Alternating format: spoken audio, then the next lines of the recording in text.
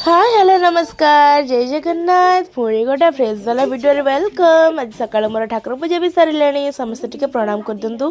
आज मोर मंदिर जीवार अच्छी तो मुझे थाली रेडी कर मंदिर मु फाइनाली मंदिर आसिली सब कम सारी तो एबे मु चलली अमरेश्वर मंदिर से बाबा दर्शन करने।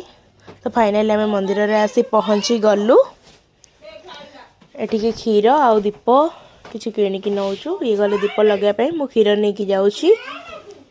भगवान समस्त को भले रखता समस्त मन इच्छा पूरण करूँ।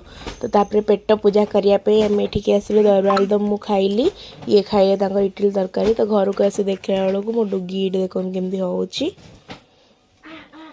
मो मम्मी ये मत चाह देला पीवाई डुगी देख जिद्दी कर चाह पीवाई।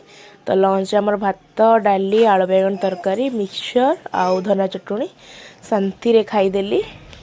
खाई सारा मोटे संध्या बेले पार्लर जीवार थिला तो मुझे पार्लर आसी आईब्रो सेट भी कर सारे देखूँ। तापर नाक फोड़ाई मो भौणी मत जिद्दी धरी कहूँ कि तू मु फोड़े माने तू भी फोड़ा देखो सी कि कांदुची हूँ तो टे साहसी ना मो सब जिन पूरा काठे जाए।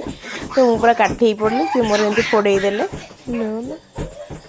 काटिला बहुत जोर किंतु काटिला चलो आ कौन करिया तारी दीदी मत आज फोड़ा पड़ा ना मुझे टोटाल फोड़े न केमती देखा जाऊँ आपण मैंने मत कहे कमेंट करी।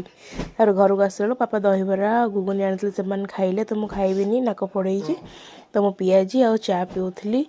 आठ अटा चकड़ा अच्छी रोल पाई ये बंधाकोबी भी रेडी मु करुँची रेडी हो सारा मो भौणी ये रोल बनाऊँगी आम खाइबू ए समस्त मिसिकी आ।